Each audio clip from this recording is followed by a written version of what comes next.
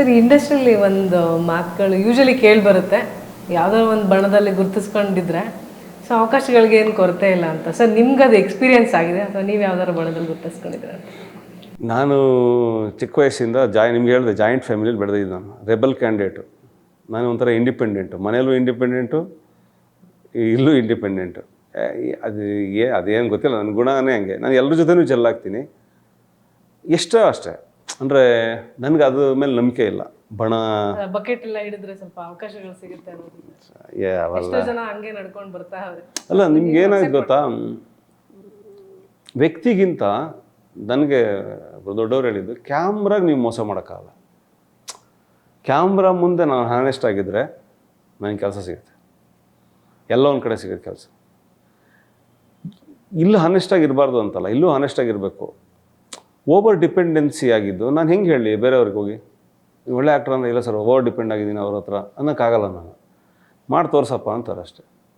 So ಅದು ತಪ್ಪಿಲ್ಲ, ಅದು ಅವರು ಒಬ್ಬೊಬ್ರದ್ದು ಅದು ಇಂಡಿವಿಜುವಲ್ ಚಾಯ್ಸು. ಒಬ್ಬರು ಐಕಾನ್ ಆಗಿ ಇಷ್ಟಪಡ್ತಾರೆ. ಈಗ ಉದಾಹರಣೆಗೆ ನನಗೆ ಹಾಲಿವುಡಲ್ಲಿ ಸ್ಟೀವನ್ ಸ್ಪೀಲ್ಬರ್ಗ್ ಅಂದರೆ ಇಷ್ಟ. ನಾನು ನೋಡೇ ಇಲ್ಲ ಅವ್ರನ್ನ, ನಾನು ಇಷ್ಟಪಡ್ತೀನಿ ಅವ್ರ ಸಿನಿಮಾಗಳು. ಚೆನ್ನಾಗಿಲ್ಲ ಅಂದರೂ ಒಪ್ಕೋತೀನಿ, ಮನೇಲಿ ಸಖತ್ತಾಗಿದೆ ಅಂತ ಹೊಗಳ್ತೀನಿ. ಯಾಕೆಂದ್ರೆ ಅವ್ರು ತುಂಬ ತುಂಬ ಇಷ್ಟ ನನಗೆ. ಕನ್ನಡದಲ್ಲಿ ಈಗ ರಕ್ಷಿತ್ ಸರ್ ಡೈರೆಕ್ಷನ್ ಅಂದರೆ ತುಂಬ ಇಷ್ಟ, ಕಾಯ್ತಾ ಇದ್ದೀನಿ. ಉಳಿದವರ ಕಂಡಂತೆ ಆದಮೇಲೆ ನಮ್ಗೆ ಉಳಿದವರ ಕಂಡಂತೆ ಒಂಥರ ವಾವ್.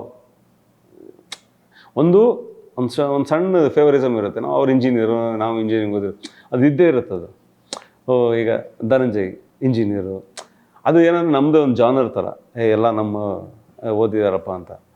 ಸೊ ಅದೊಂದು ಫೇವರಿಸಮ್ ಇರುತ್ತೆ. ಬಿಟ್ಟರೆ ನನ್ನ ಪ್ರಕಾರ ಎಲ್ಲರ ಜೊತೆ ಚೆನ್ನಾಗಿದ್ಬಿಡ್ಬೇಕು.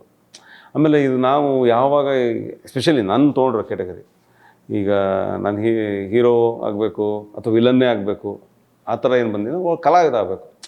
ಎಲ್ಲರಿಗೂ ಏನು ಅನಿಸುತ್ತೆ ಎಲ್ಲ ಪಾತ್ರನೂ ಮಾಡಬೇಕು, ಇನ್ನೂ ಆಗಿಲ್ಲ ಅದು, ಆ ಥರ ಆಗಬೇಕು ಅಂತ ಬಂದಿರೋದ್ರಿಂದ ನನಗೇನು ಆ ಥರ ಇಲ್ಲ. ಆಮೇಲೆ ನಾನು ಎಲ್ಲರ ಜೊತೆನೂ ಚೆನ್ನಾಗಿದ್ದೀನಿ, ಎಲ್ಲರೂ ಚೆನ್ನಾಗಿ ನನಗೆ ಅಶ್ವಿನಿಗೆ ಸೂಟ್ ಆಗುತ್ತೆ ಅಂದರೆ ಕರೀತಾರೆ ಅಂತ ನನ್ನ ಭಾವನೆ. ಅಂದರೆ ನಾವು ಕ್ಯಾರೆಕ್ಟ್ರಿಗೆ ಆನೆಸ್ಟ್ ಆಗಿದ್ದೀನಿ.